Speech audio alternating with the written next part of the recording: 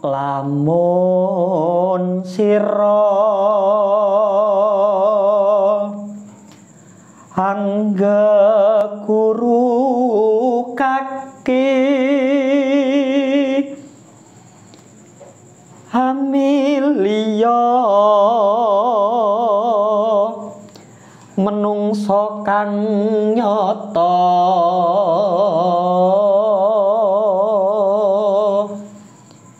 ingkang becik martabate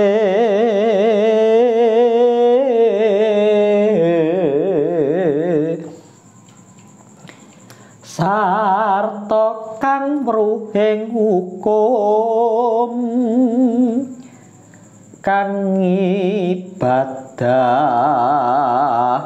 lan rangi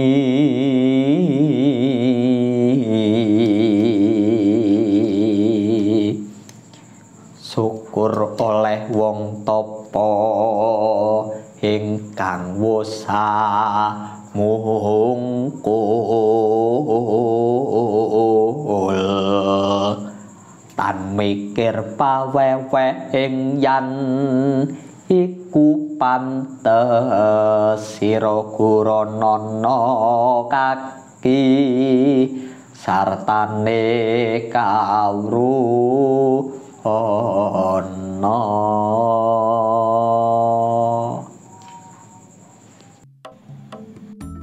Assalamualaikum warahmatullahi wabarakatuh. Saya Maulana LCD akan menjelaskan saya akan menjawab soal dari dosen yang saya yaitu Bu Aziza tentang dua teori belajar yang cocok dalam pembelajaran sejarah. Tentunya pendapat ada dua teori belajar yang sangat cocok. Yang pertama tentunya itu behavioristik, pikirannya ya, behavioristik, dan yang kedua yaitu tentang konstruktivisme. Tuh, behavioristik teori ini adalah teori yang mengimplementasi perilaku. Nah, ini cocok diterapkan dalam dari sejarah ketika sang guru memberikan sebuah cerita tentang pahlawan nasional, perjuangan dari Tuan Imam Bonjol, perjuangan dari Cut Nyak akan memotivasi seorang peserta didik. Oh, nantinya saya ingin contoh seperti Tuku Imam Bonjol, mencontoh tentang Bapak Proklamator kita, Bapak Insinyur Soekarno, siapapun yang jadi pahlawan nasional. Itu nantinya seorang guru itu memotivasi, dan outputnya nantinya memupuk rasa nasionalisme, memberi pemahaman tentang perjuangan dan kemerdekaan itu sangat sulit. Nah, tuh, ini adalah penerapan tentang belajar teori behavioris. Kedua yaitu tentang konstruktivisme. Selain behavioristik, penerapan tentang konstruktivisme ini sangat dibutuhkan, yaitu ada beberapa tahapan. Yaitu tahapan yang pertama yaitu orientasi, mengenalkan sejarah seperti apa, sejarah itu apa, dan sejarah itu tidak hanya mengenal waktu dan nama. Sejarah itu bukan hanya sekedar masa lalu, bukan begitu. Nantinya siswa ternyata sejarah itu asli masa lalu loh. Ternyata sejarah itu ada sisi sosiologinya juga, antropologinya juga. Wah, hebat ya sejarah itu. Lah itu masa orientasi, yaitu itu mengkoorganisasikan siswa tersebut agar mengerti akan materi tersebut. Orang dapat materi tentang perjuangan proklamasi itu seperti apa, penjejan Renville itu seperti apa, Rumroyen itu seperti apa lah. Dan tahap ketiga yaitu jika peserta didik tidak mengerti, guru dapat memberi pemahaman lagi, atau seorang peserta didik ini dapat bertanya kepada seorang guru. Itu dalam tahapan konstruktivisme. Selain itu juga yang ketiga, siswa dapat mengembangkan atau menyajikan hasil dari pembelajaran tersebut, entah itu dibuat video, entah itu dibuat artikel, atau bagaimana. Ini adalah sekreatif mungkin. Nah, begitu. Dan selanjutnya dapat mengevaluasi dari pembelajaran tersebut. Itu adalah tahapan-tahapan dari penerapan belajar konstruktivisme. Oke, selanjutnya yang kedua, yaitu soal yang kedua tentang masalah pada tempat observasi. Saya ditugaskan dalam magang 1 di salah satu sekolah yang ada di Sidoarjo, yaitu di Kecamatan Buduran. Itu di salah satu sekolah yang berbasis pondok pesantren. Tentunya di situ penguatan agama sangat kental. Mereka harus menjaga aurat, menjaga tata krama sekali. Dan tentunya di dalam sekolah tersebut, ketika saya berkesempatan untuk mengobservasi, seorang guru atau seorang pendidik memberikan sebuah tugas berkelompok dan nantinya akan dipresentasikan, dan guru akan memberikan tambahan atau masukan atau kritikan dari hasil kerja siswa tersebut. Ini ada kekurangan dan kelebihannya tentunya. Kelebihannya, siswa dapat mampu belajar dari segi manapun dan belajar dari sumber manapun, entah itu sumber dari internet, entah itu sumber koran atau sebagainya, atau jurnal atau bagaimana. Ini adalah memberikan kebebasan belajar. Apalagi kalau sekarang ada kurikulum namanya Kampus Merdeka dan sebagainya. Ini adalah memberikan kesempatan bagi seorang peserta didik belajar tidak hanya di buku saja, di internet juga banyak, di luar sana juga banyak tentang pembelajaran. Ini penerapan dari presentasi tersebut sangat baik, namun ada sisi kekurangannya. Tentunya ada kelebihan dan kekurangannya. Kalau kita melihat kelebihannya saja tentunya sangat baik, tapi ada juga kekurangannya. Jika kalau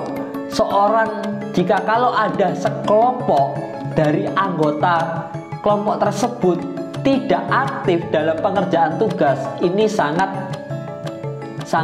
disayangkan begitu. Karena dari murid tersebut mereka akan ketinggalan pelajaran begitu. Selanjutnya, jangan kok ono opo kowe iki lapo to Janoko Permadi nopo, kowe kok bosen ae? Aku ki bosen belajar ngono-ngono tok, bosen. Aja ngono Janoko, belajar itu asik loh, belajar itu menyenangkan. Belajar itu jangan anggap belajar itu beban. Belajar itu menyenangkan, kita dapat ilmu juga dari belajar, kita dapat mengetahui informasi dari luar sana juga dari belajar. Jangan bosan-bosan untuk belajar. Lah, dalam teori David Ausubel ini adalah bahwa belajar itu tidak beban. belajar itu sangat asyik.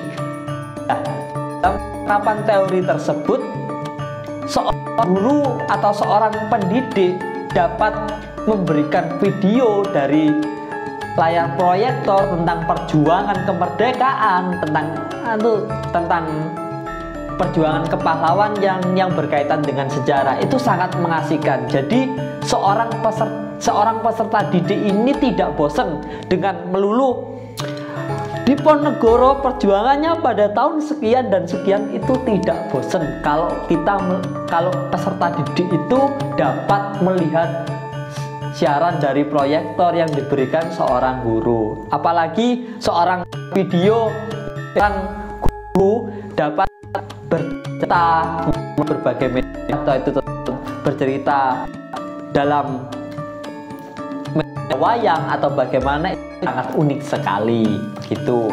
Ini sangat membantu para siswa ini untuk mengerti tentang apa yang kita berikan materi. Ini dapat mendorong siswa ini semangat untuk belajar, bahwa belajar itu tidak bosan, belajar itu tidak menjadi beban, bahwasanya kita ini perlu untuk belajar, bahwa sejarah itu perlu gitu. Lanjut. Oke, soal yang nomor 4. Janoko, kamu itu mulai kok sini. Duduk ya, duduk. Kue duduk Bagong, Janoko. Sini. Yaitu kesesuaian tentang 4 pilar pendidikan dalam menerapkan teori tadi atau teori David Ausubel ini tentunya sangat sesuai. Dalam hal ini yaitu salah satu pilar yang saya pelajari yaitu learning to know, bahwasanya dalam pilar tersebut peserta didik memahami materi yang diberikan pendidik, mengerti secara mendalam dan luas.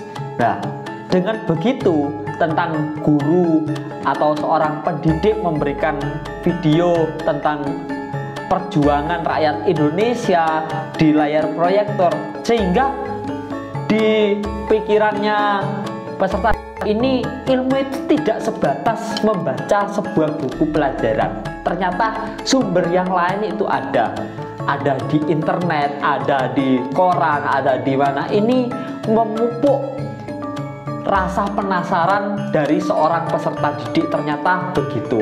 Oh, ternyata ada yang lebih unik lagi. Begitu.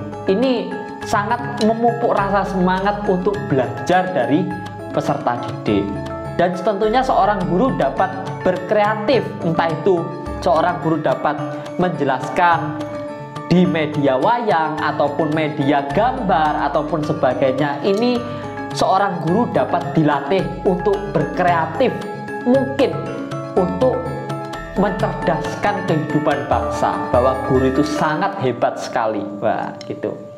Makanya saya tidak bosan untuk menjadi guru. Apapun, sebesar apapun gajinya, sebesar apapun, ya tidak sebesar sih sekarang, kecil. Tapi perjuangan guru itu sangatlah hebat. Seorang presiden pun yang sekarang duduk di istana itu hasil dari perjuangan seorang guru.